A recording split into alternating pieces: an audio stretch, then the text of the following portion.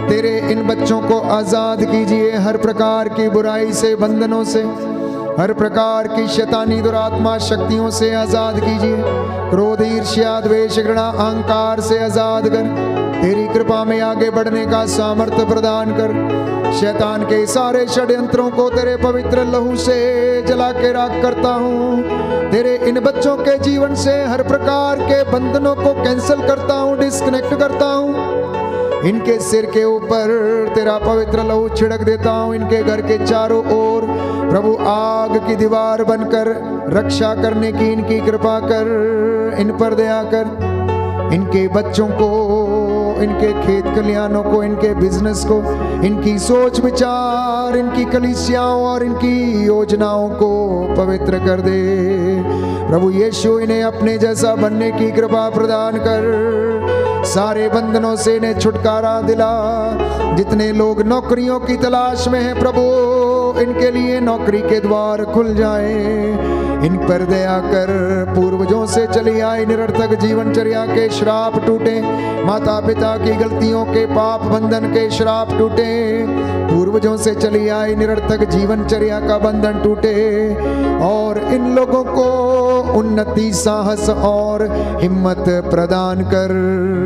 विश्वास का वरदान इन्हें दे। पवित्रता का वरदान इन्हें प्रदान कर। विनम्रता का वरदान इन्हें प्रदान कर। शांति में बने रहने की कृपा दे। तेरे सामर्थ्य को अनुभव करते जाए। मैं तेरा दास प्रभु यीशु तेरे पवित्र सामर्थी नाम से आज्ञा देता हूँ, सारा बंधन टूटे और जल के राख हो जाए।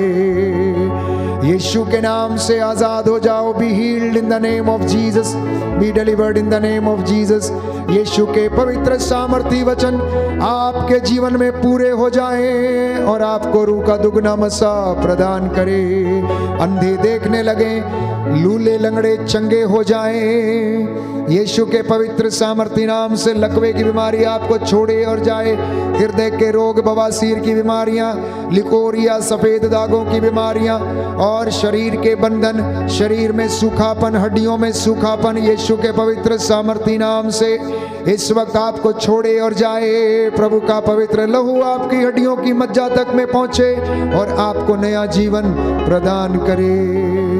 हे प्रभु, मैं तेरा दास मूसा के जैसे हाथों को उठाता हूँ, प्रायश्चित करता हूँ। मेरी प्रार्थना को सुन और अपने दासों को अपना ताजा अभिषेक प्रदान कर। कलीसियाओं को प्रभु आशीष दे। चुने हुए लोगों को, प्रचारकों को अपनी रूह में प्रभु अभिषेक कर। उन्हें तेरी प्रजा की अगुवाई करने का सामर्थ्य दे। विश्वासियों के जीवन में तेरी शांति आ जाए।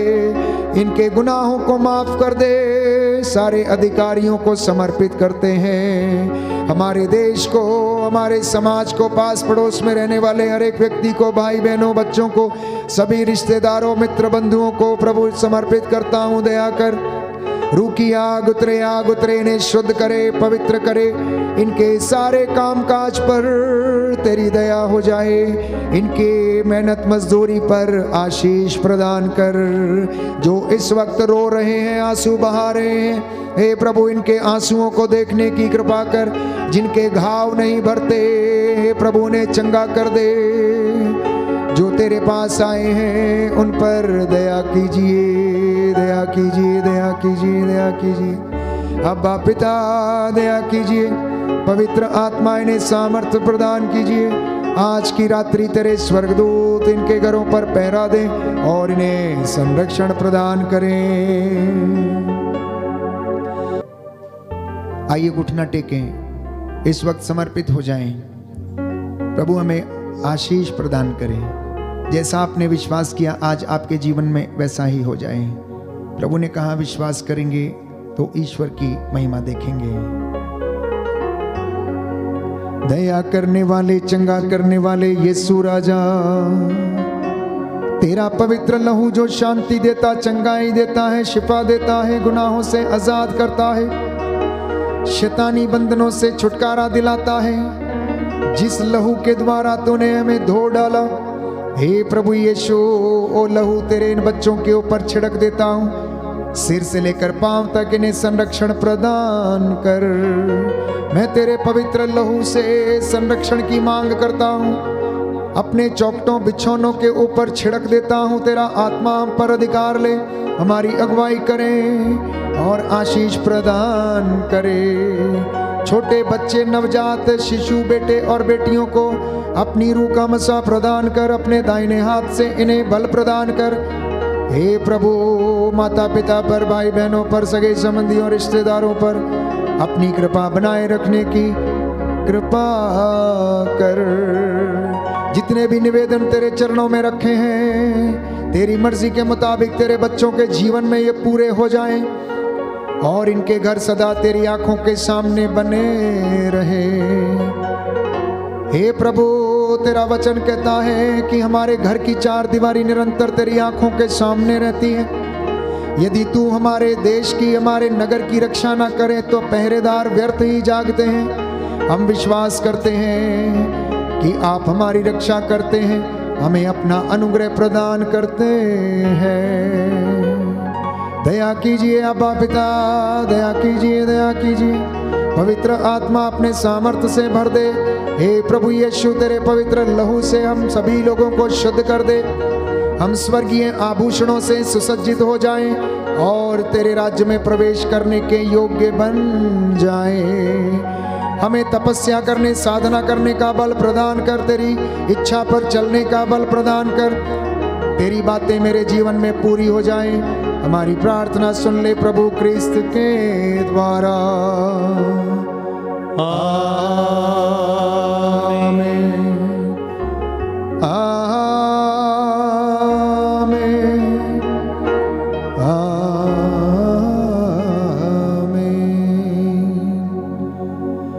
पवित्र पवित्र परम प्रसाद की आराधना हो, स्तुति हो, महिमा हो सदा सर्वदा। बड़ी भक्ति और विश्वास के साथ आराधना करेंगे। पवित्र परम प्रसाद की आराधना हो, स्तुति हो, महिमा हो सदा सर्वदा। पवित्र परम प्रसाद की आराधना हो, स्तुति हो, महिमा हो सदा सर्वदा। पवित्र परम प्रसाद की आराधना हो, स्तुति हो, महिमा हो सदा सर्वदा, सदा सर्वदा।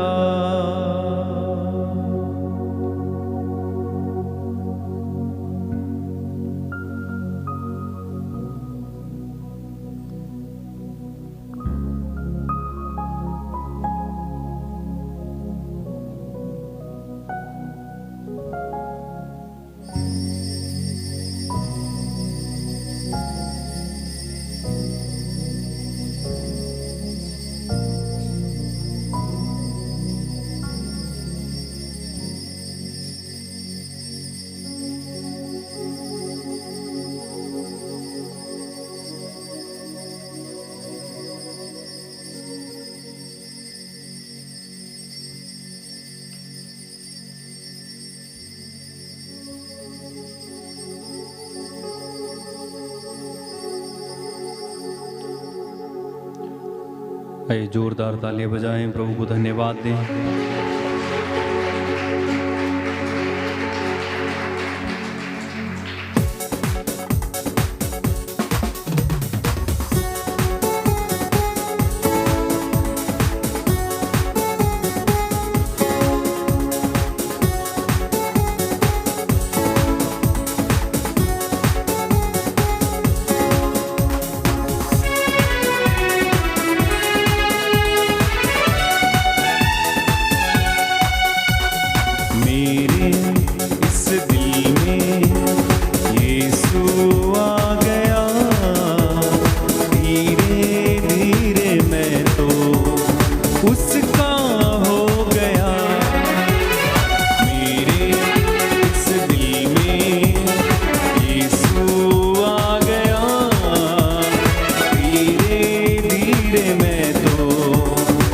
उसका हो गया। चाहे भूख हो, चाहे प्यास हो, भूख हो, चाहे प्यास हो, चाहे धूप हो, चाहे छाव हो, चाहे धूप हो, चाहे छाँव हो, कोई भी मुझे उसके प्यार से, कोई भी मुझे उसके प्यार से अलग कभी नहीं कर सकता। मेरे इस दिल में यीशु आ गया, धीरे धीरे मैं तो उसका हो गया। मेरे इस दिल में यीशु आ गया, धीरे में उसका हो गया। बोलो प्रभु यीशु मसीह के नाम की। जय। सभी को जय यीशु की। जितने भी लोग आज इस आराधना में भाग ले रहे थे, मेरा विश्वास है कि प्रभु ने आपको छुआ और स्पर्श किया है। वचन के माध्यम से वो आपसे बोला है। इस वचन को हम अपने जीवन में आत्मसात करते जाएं और ये वचन 100 गुना फल लाएं। आज हमारी यही प्रार्थना है। इस लिंक को मित्रों के साथ अवश्य साझा करें। यूट्यूब चैनल को आप ज़रूर सब्सक्राइब करें यदि आपने नहीं किया है, और हम सब के लिए आप लोग प्रार्थना करें ताकि बड़े उत्साह के साथ हम नित्य प्रतिदिन आपके साथ मिलकर प्रभु की महिमा और धन्यवाद कर सकें। जय Yeshu. Good night. God bless you.